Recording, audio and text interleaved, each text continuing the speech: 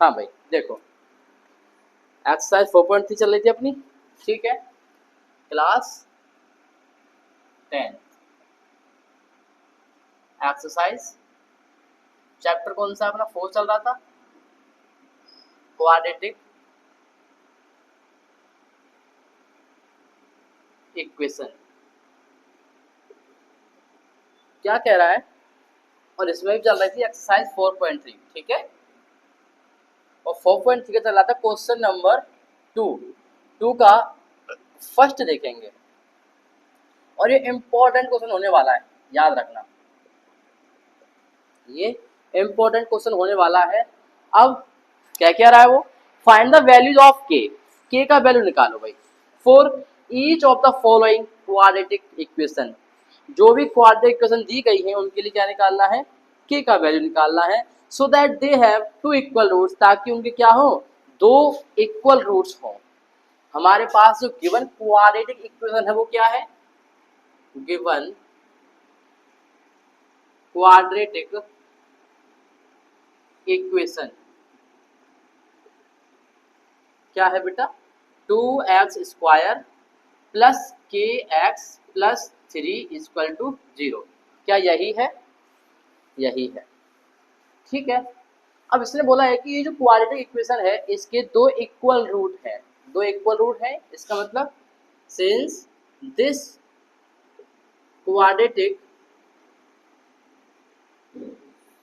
Equation has two equal roots,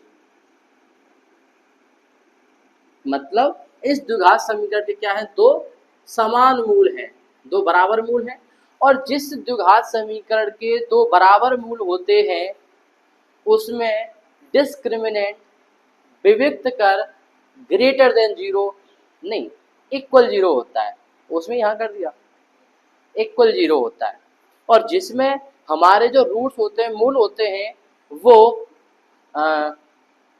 अलग अलग हों, वास्तविक हो, अलग अलग हो, तो वहां पर डिस्क्रिमिनेंट क्या होता है, greater than 0।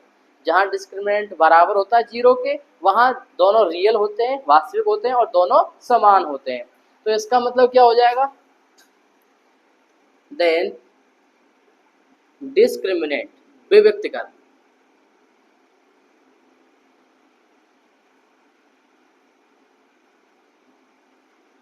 Then discriminant D equal to 0, हाँ है ना। उससे पहले हमें ए बी सी की वैल्यू लिखनी पड़ेंगी, इसको अपन बाद में देखेंगे। पहले ए बी सी की वैल्यू काम आएंगी डिस्क्रिमिनेंट में, उनको पहले लिख लेते हैं। वो क्या है, इसकी तुलना पड़ेगी किससे, it is of the form a x square plus b x plus c equal to 0, ठीक है। क्योंकि हमें ए बी सी की वैल्यू लिखने के लिए हमें स्टैंडर्ड फॉर्म से तुलना करनी पड़ती है। ऑन कंपेयरिंग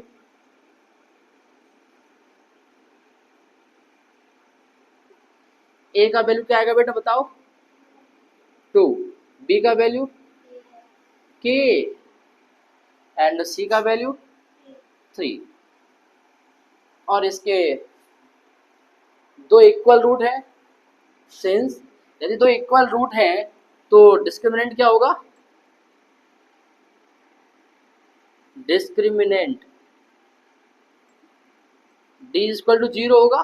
क्यों, क्योंकि इस द्विघात समीकरण के दो समान मूल हैं, दो इक्वल रूट हैं, और डी का वैल्यू क्या होता है, क्योंकि डी बराबर 0 है, डी बराबर क्या है, तो डी का वैल्यू क्या होता है, B square minus 4ac equal 0। क्या यही होता है, बी का वैल्यू बताओ बेटा, बी का वैल्यू के स्क्वायर माइनस 4 इंटू ए का वैल्यू क्या है 2, सी का वैल्यू क्या है 3 इक्वल टू 0, ठीक है।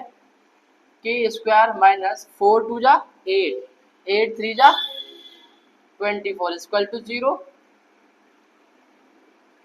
के स्क्वायर इक्वल टू 24, के इक्वल टू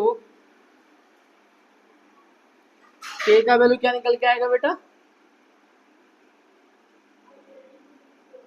प्लस माइनस इसका 24, हाँ है ना।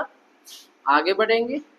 k equal two plus minus, क्या मैं 24 को 6 इंटू 4 लिख सकता हूँ? तो इसमें से 4 बाहर आ जाएगा,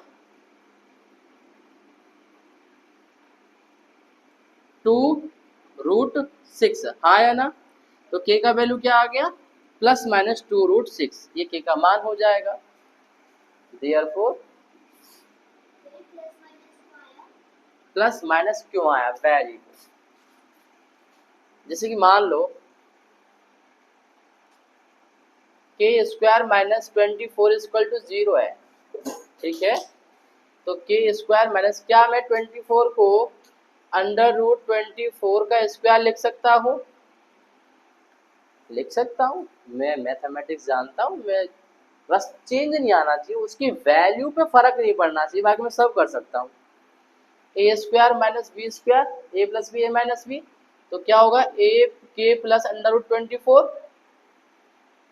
के माइनस √24, हाँ है ना? क्या यही होगा? एक बार ये 0 के बराबर जाएगा, एक बार ये 0 के बराबर जाएगा। जब ये 0 के बराबर जाएगा, के प्लस √24 इक्वल टू 0, और जब यहाँ से ये के माइनस √24 इक्वल टू 0, हाँ है ना? तो यहाँ से क्या वैल्यू निकलेगी? के इक्वल टू माइनस का √24, और यहाँ से क्या निकलेगा बेटा? के बराबर √24, के इक्वल टू ये आ जाएगा 2√6 माइनस का, और ये क्या आ जाएगा? के इक्वल टू 2√6 प्लस का। तो मैंने वही तो लिखा है कि के इक्वल टू प्लस का और माइनस का √2√6, इसलिए note it.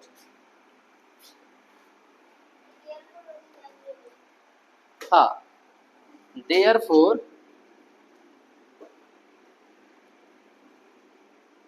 The value of